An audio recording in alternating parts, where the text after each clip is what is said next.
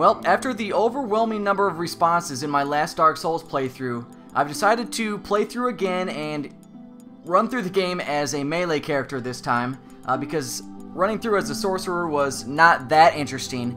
So I decided to create a paladin character, or a cleric, that's going to end up using large two-handed weapons and swords, a wide variety of different armors, carry some really cool spells, and I'm going to show off a lot of content that I did not show in my first playthrough. I'm going to show you how to join the Sun Bros, the Dark Wraiths, and the Grave Lords to get some really cool gear and spells. I'm going to go through some additional areas that I didn't get to, like the Depths and Blighttown. I actually recorded all of the footage, and this time I used my Hopog HD PVR to record it instead of the Avermedia Game Capture HD, so we should get a better quality recording of the gameplay. There's going to be a lot of rage in this because playing as a melee character is significantly harder than playing as the sorcerer. So let's get right into it. I hope you enjoy this. Please let me know if you like it so far. Now, being that I recorded the first playthrough and showed pretty much all of the cutscenes and all of the dialogue, I am gonna skip all of the cutscenes and dialogue that I did show in the first game. So basically, if I fight a new boss and there's an intro cutscene, I'll show that, but everything else I'm just gonna skip through. This game took me about the same amount of time to get through as the last one. I completed it in just over 12 hours. My last playthrough was, what, 13 and a half? Just over 13. So skipping the cutscenes was part of that. Again, I had a lot of trouble. I died quite a bit, and you'll see that here. And it's not just the bosses, it's the stupid bullshit, just... I don't know. I was getting cocky. What makes this playthrough tricky is that I'm going to do some early game preparation so that I get the... correct me if I'm wrong, but I believe that if I've read it right, you've told me that it's called this V-hander. If I say that wrong, let me know. So we're going to try and go for that as the primary weapon, but I'm also going to focus on gathering a series of additional weapons as backups. I'm going to use the Dark Wraith Sword with a fire enchant on it, and we'll use the Grave Lord Sword. I'll probably use a few others early game, just to give you a good feel of some different options that you can do.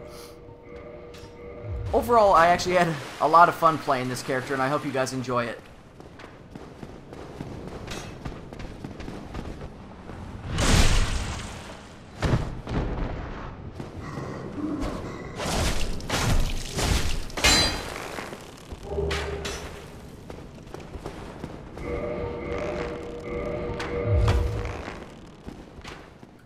So the cleric character starts with some heavy robes and a shield and a mace, and the mace actually, I believe, is one of the stronger starting weapons. I think the only stronger starting weapon is the club, but it's slow, but it hits hard.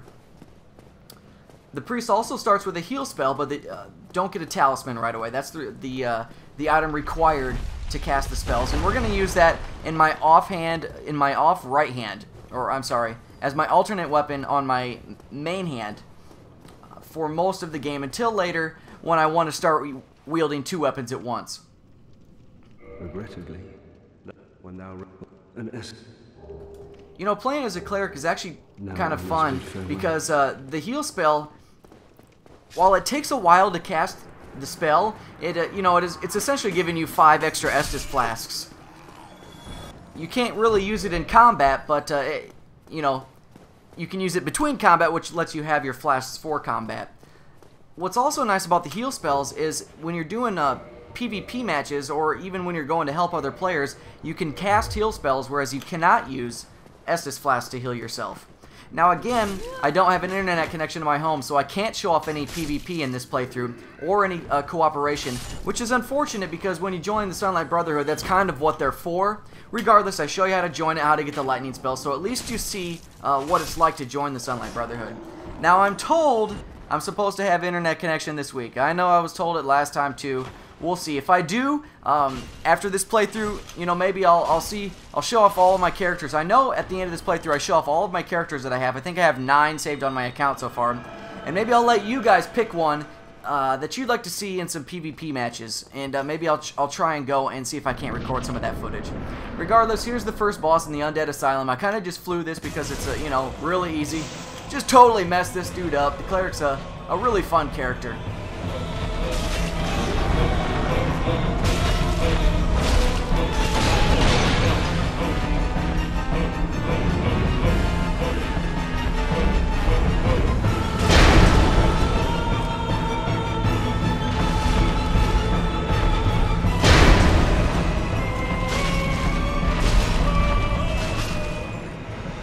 So I'll go ahead and leave a link below to both playlists. I'm going to create a new playlist for this playthrough. It's not really a walkthrough, it's not really a let's play, it's kind of both. And I'll also leave a link to the playlist for my Sorcerer. So if by chance this is the first time that you're watching one of these videos, you can go back and watch the Sorcerer playthrough if you want to get a different perspective on how to play through the game, but also to see all the cutscenes and whatnot. As far as strategy goes, I'm not going to, you know, say there's going to be a monster around this corner, but I do need to comment on the strategies required to play a melee character, as that's what I'm doing pretty much exclusively. I do get a few offensive spells, but that's really not going to be the focus of this character. It's almost exclusively melee. But one day an undead returns.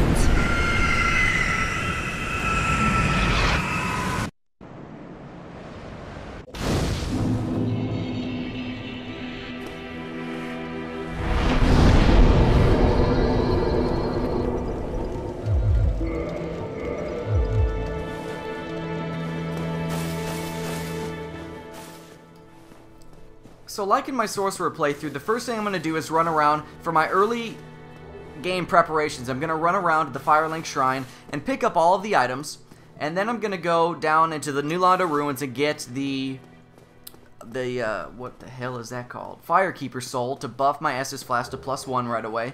And I'm also going to pick up that Dragon Crest Shield to have a good starting shield. And I'm going to get the Astora Straight Sword, which is a weapon that actually scales based on faith, which is going to be one of the primary statistics for this character. In the end, I find that the primary statistic that I focus on is endurance, so that I can wear all kinds of really cool armor. And I show off tons of different variations in this playthrough, which is nice. By having the Astora Straight Sword, was it Astora? I don't remember what it's called. I think that's what it was. It's a decent starting weapon until you can get this V-hander, and it actually deals some pretty good damage. And I'm actually gonna swap between that and this V-hander throughout the early game because I find that the Astora Straight Sword is more useful in some situations just because it can attack faster. This V-hander deals a lot of damage, but it's really slow. You find it's not as good until you start to upgrade it a bit.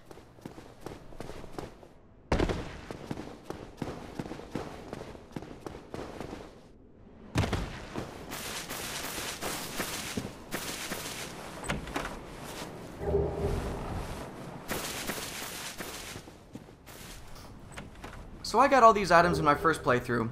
Those cracked red eye orbs that I just picked up are actually the item that you can use to invade other players' worlds for PvP. And of course the homeward bones are the items that are used to teleport you back to your bonfire without losing your souls or humanity. Lloyd's talismans, I believe, I've never used them, I believe it prevents characters from using Estus Flasks. So if you use that in conjunction with the cracked red eye orb, it basically lets you invade another player's game and then they can't use their flask to heal themselves. Now, this V-hander is really easy to get. It's a really powerful two-handed weapon, the weapon I'm going to use throughout the entire game. And it's actually right here in the cemetery, you know, right away. First thing. So, we're right away not going to be strong enough to fight these skeletons. But if we sprint past them, all we got to do is run straight to it, pick it up here, and then get the hell out of dodge. There we go. Got the good weapon. Now, it's going to require, I believe, 10 dexterity to wield. That may not be true. But I know it takes 24 strength, so that's going to take us a little bit to get enough souls up front to be able to wield that. Now, I have no health after these guys. I'm going to still pick up a few more items, but running away is a good deal. Because, again, we can't really fight these things. Unless, you know, maybe we kick them off the side, which is doable.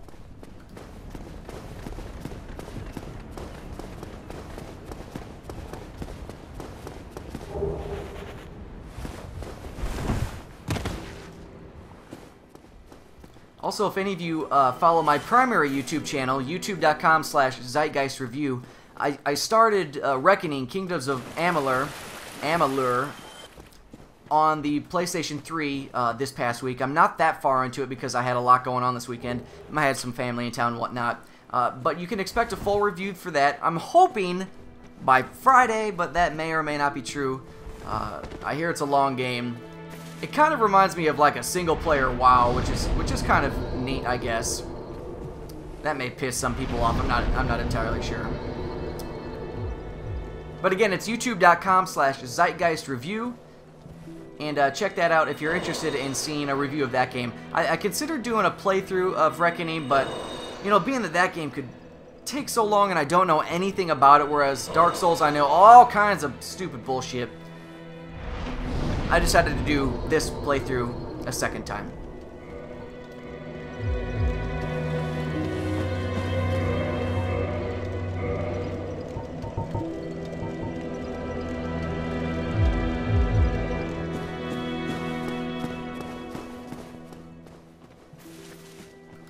Okay, we've got all the items that we can get initially in the Firelink Shrine, including this V-Hander. So we're going to go down into the new Londo Ruins. And again, when you saw me create my character, I chose the Master Key because it's just such a good starting item. It's significantly better than everything else.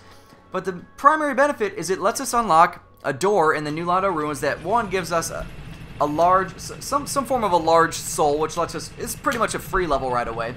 And it gives us access to the good shield and sword.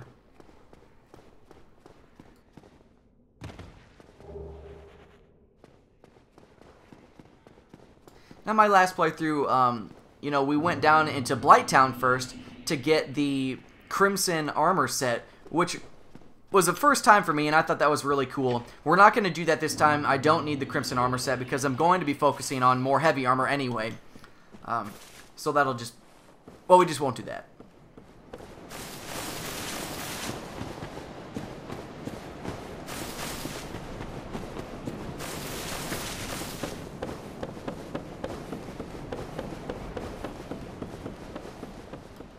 So again, up ahead here is the huge undead dragon that's guarding these two items, and he pretty much doesn't get aggressive until you run between his hands to pick the items up. I've never survived this guy once I pick these items up. I try to roll out of the way here, hoping I can get it, and I'm too slow. I have no idea what that soul there is. I know I've gotten it before on some character when I came back and killed that dragon, but yeah, I don't know. Regardless, we got the items there. We're going to go back into New Londo Ruins now, and then go after the Firekeeper Soul. So we can see I need 10 dexterity to wield that that sword we just picked up, which shouldn't be a problem. It's a straight sword. It deals 80 physical damage, but also 80 magic damage. That's based off of your faith score. So right away, it's going to be significantly more powerful than any weapon that we could pick up initially. Minus this V-Hander, but I can't use that yet anyway. So we're going to level up a bit here and see if I can't get some of the initial stats that I'm going to need.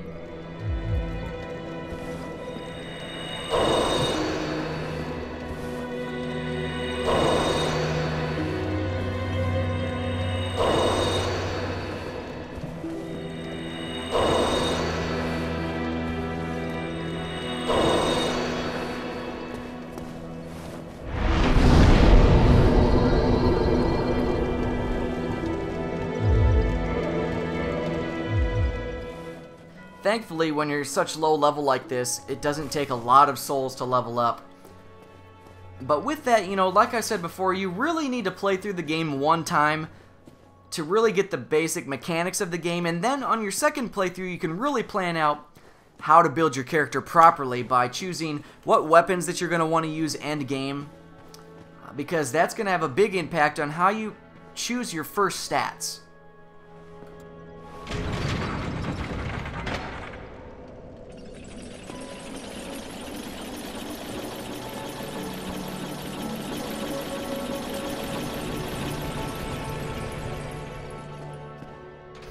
You can see the quality already is a lot better in this video than in some of my last ones because the AverMedia Game Capture HD kind of degraded the video a bit during fast action sequences.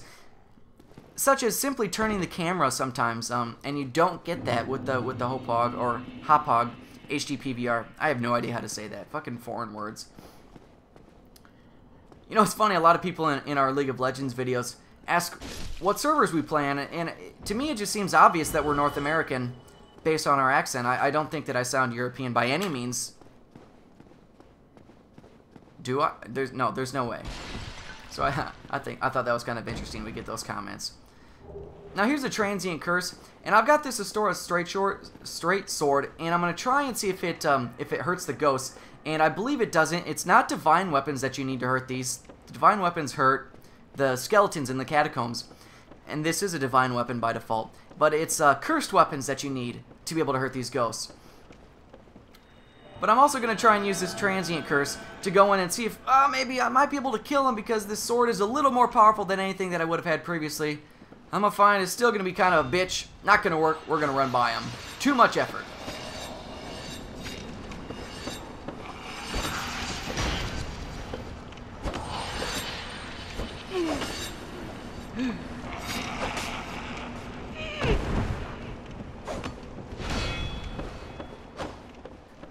I also do some kind of unconventional and funny things in this playthrough. You know, I go for Sif the Wolf really early in the game. I try to join the Dark Wraiths before I even go to Sen's Fortress, which means, you know, I kill Sif, which I am able to do, and I'll show you that. But I go after the Four Kings, and I may or may not have some luck there. I try to go back to the Undead Asylum and get that Stray Demon boss, which I did not show in my first playthrough.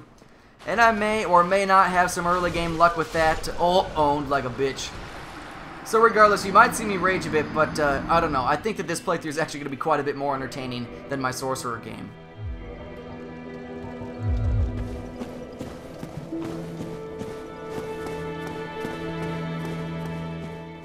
So here again, we turn in the Firekeeper's Soul, which gives us our Estus Flask +1. I'm going to go back to the bonfire, and that's pretty much it. My early game preparations are done, my character is created, and we're out of the Undead Asylum. I'm going to look at my character load. I'm pulling my calculator out now to see what 25% of 49 is. I don't know what it is off the top of my head. But I'm going to try to get my gear set up so that my encumbrance is 25% of that, or lower. And I believe now that it is, so that I'm able to maneuver around quicker, as that's just my preferred playstyle, since I don't have to, or I don't have heavy armor yet. There we go. I think it's like 12.5 or something. Anyway, that's the end of the early game playthrough. We're going to move on to the Undead Burg next. Stay tuned. Let me know what you think of this. Leave some comments below. See ya.